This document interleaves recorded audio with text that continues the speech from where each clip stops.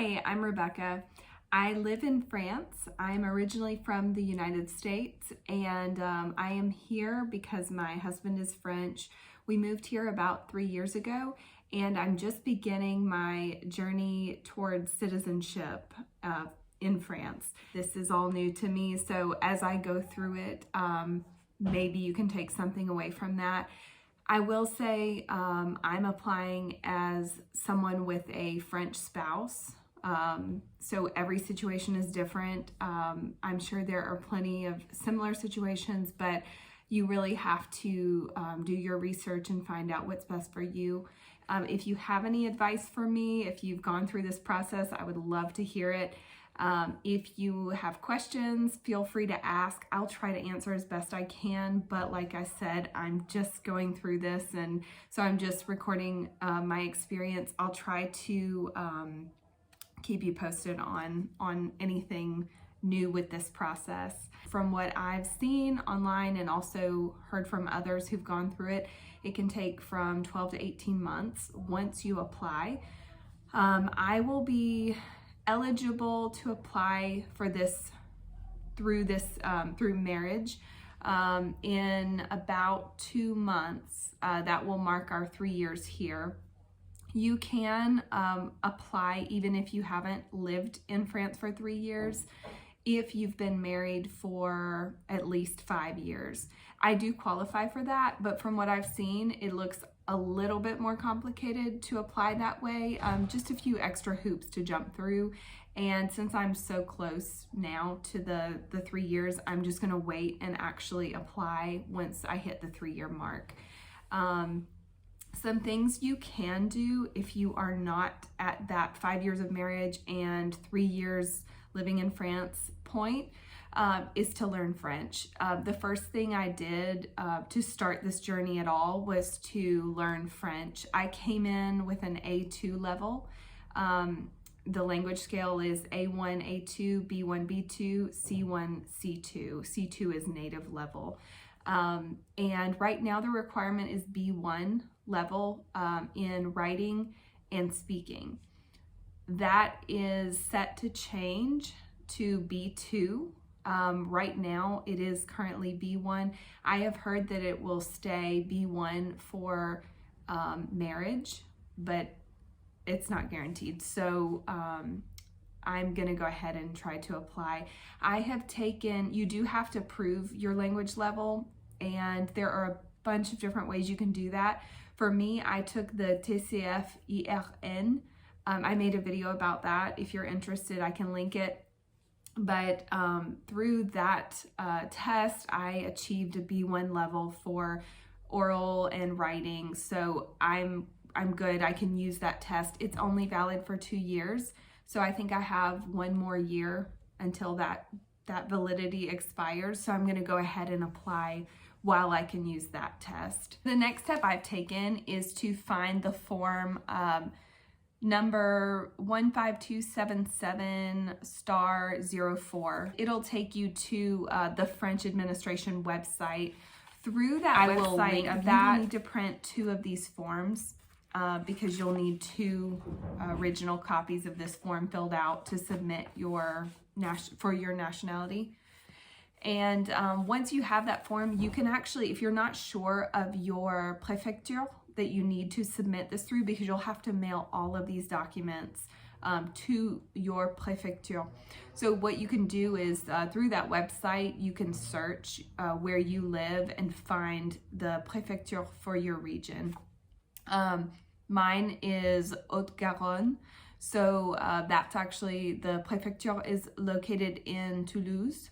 So I will be mailing everything to Toulouse when I've gathered everything. Once you find your préfecture, you'll go to that website and find naturalisation.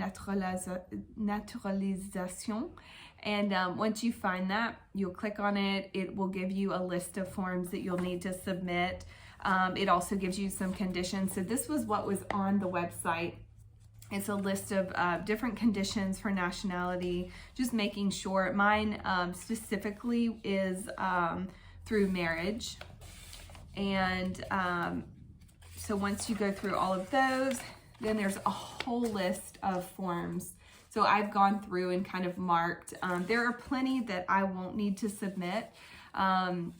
There are conditions like adoption. If you have adopted a child, there were some other things that just did not apply. If you've been through a divorce, you have to provide any information about previous marriages, divorce certificates. So if you've gone through anything like that, that will change your submission as well a little bit.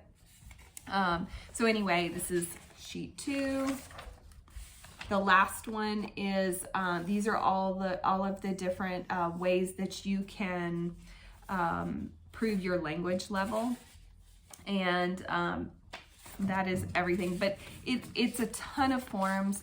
So what I've started doing is I'm going to try and work on this a little bit each week because like I said, I have about 2 months before I hit that 3-year mark before I'll actually need to submit it. Some of the things I have to do are translate documents. So I will have to find an official translator that you can find online. There are people who are official translators who can do this stuff. So I'll be translating my birth certificate, both of my parents' birth certificates. The whole process of gathering the documents is going to take a long time because there's a lot, even some of the French documents, I think my husband's birth certificate, any French document has to be less than 3 months old.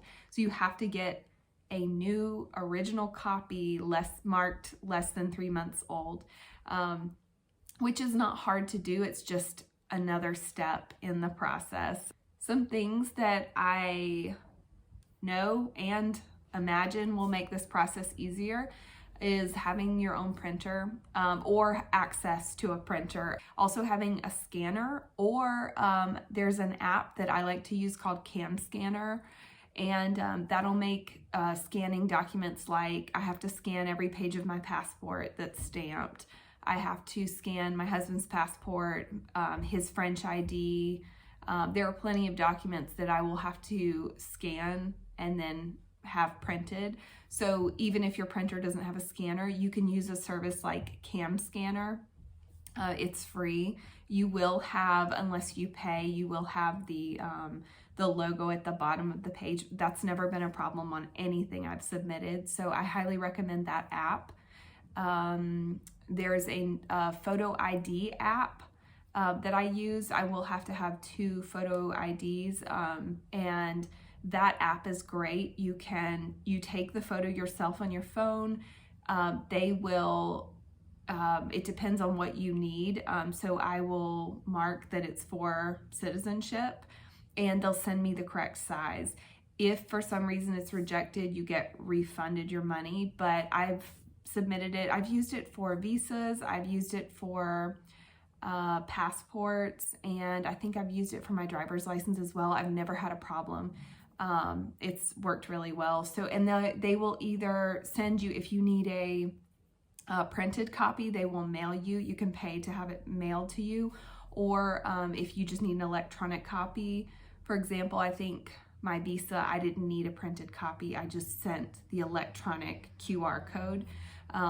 So you have options there, and it's fairly inexpensive. I think it's about 10 euro, maybe a little bit more, but very affordable and easy to do from home. One more thing I want to mention, there is a Facebook group that a friend she submitted her paperwork and gone through the interview.